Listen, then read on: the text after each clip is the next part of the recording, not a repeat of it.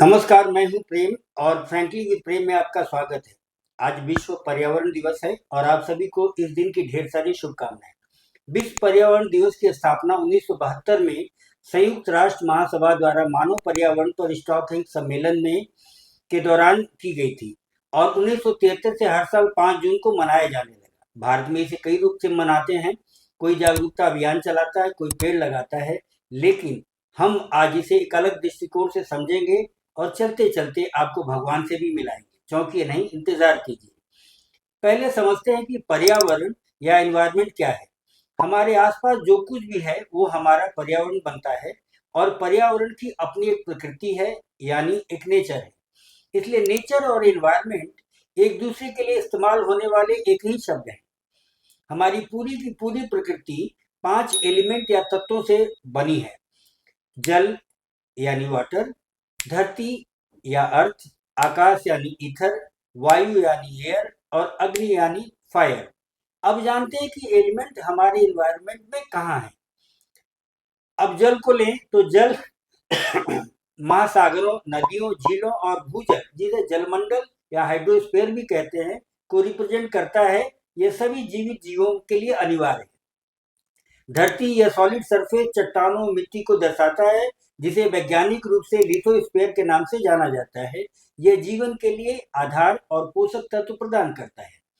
आकाश या ब्रह्मांड के विशाल विस्तार और स्थान को रिप्रेजेंट करता है, जिसमें हमारे ग्रह पर मौजूद समस्त पदार्थ समाहित है। वायु यह पृथ्वी को घेरे हुए वातावरण, जिसे वायुमंडल भी कहते हैं, को दर्शाता है। इसमें ऑक्सीजन और कार्बन डाइऑक्साइड जैसी गैसें शामिल होती हैं और रेस्पिरेशन के लिए अत्यंत आवश्यक है। अग्नि यह सूर्य की ऊर्जा को रिप्रेजेंट करता है, जो हमारे मौसम के पैटर्न को संचालित करता है और जीवन को बनाए रखने के लिए आवश्यक हीट और प्रकाश प्रदान करता है।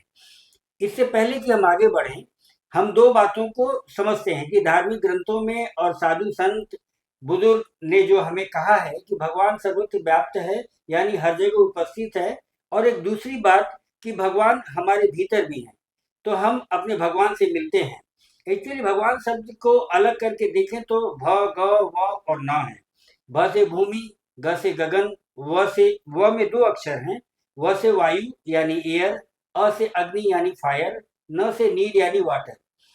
एक बात आपको बताता चलूं कि वायु और अग्नि एक साथ इसलिए हैं क्योंकि वायु के बिना अग्नि का अस्तित्व ही संभव नहीं है। अब सोचने वाली बात है कि इतना सूक्ष्म वैज्ञानिक तथ्य केवल पूजा पद्धति तक कैसे सीमित रह गया और हम अपने भगवान को प्रदूषित करते चले गए। जब हानिकारक केमिकल से प्रदूषित हुई तो हमारा भोजन दूषित हुआ, गगन प्रदूषित हुई तो हम यूवी बर्न के शिकार हुए, वायु प्रदूषित हुई तो स्मोक से हमारे शहर त्रस्त हुए, सन की ऊर्जा प्रदूषित हुई तो हम पर मौसम की मार पड़ी, नीर प्रदूषित हुआ तो हमारी गंगा जैसी पवित्र नदियां दूषित हुई और जल का स्तर नीचे गिरता गया। चेन्नई और केप टाउन जैसे शहर जीरो वाटर सिटी की लिस्ट में शामिल हुए। अब जानते हैं कि यही भगवान हमारे भीतर कहाँ है। भूमि। अब भूमि शरीर की ठोस और मूल संरचनाओं का निर्माण करती है, जैसे हड्डियां, मांसपेशियां, त्वचा, टिश्यू, नाखून और बाल। गगन शरीर की खाली जगहों और चेतना को रिप्रेजेंट करता है, जैसे नाक, छाती और पेट के भीतर की खाली जगहें, साथ ही मन का विस्तार और मानसिक चेतना।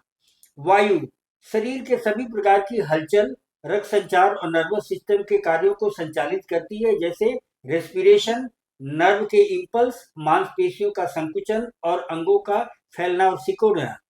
अग्नि अग्नि मेटाबॉलिज्म, शरीर के तापमान और रूपांतरण को नियंत्रित करती है, जैसे डाइजेस्टिव सिस्टम, पेट के अम्ल, शरीर का तापमान, भूख, प्यास और नींद।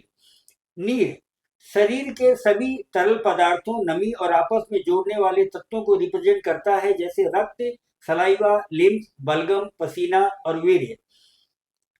अब सोचने वाली बात है कि प्रकृति के इन एलिमेंट को अगर हम प्रदूषित करेंगे तो हम प्योर कैसे रह सकते हैं। शायद यही कारण है कि हमारे बीच इतनी बीमारियां और शारीरिक तकलीफें बढ़ती जा रही हैं। आज इस पर्यावरण दिवस पर लोगों में जागरूकता लाएं, ताकि हम नए जनरेशन को एक स्वस्थ, प्योर और स्वच्छ पर्यावरण दे सके। आज के लिए बस इतना ही। हमारा ये प्रोग्राम कैसा लगा जरूर बताएं। हाँ, इसे सब्सक्राइब करना ना भूलें। नमस्कार, धन्यवाद।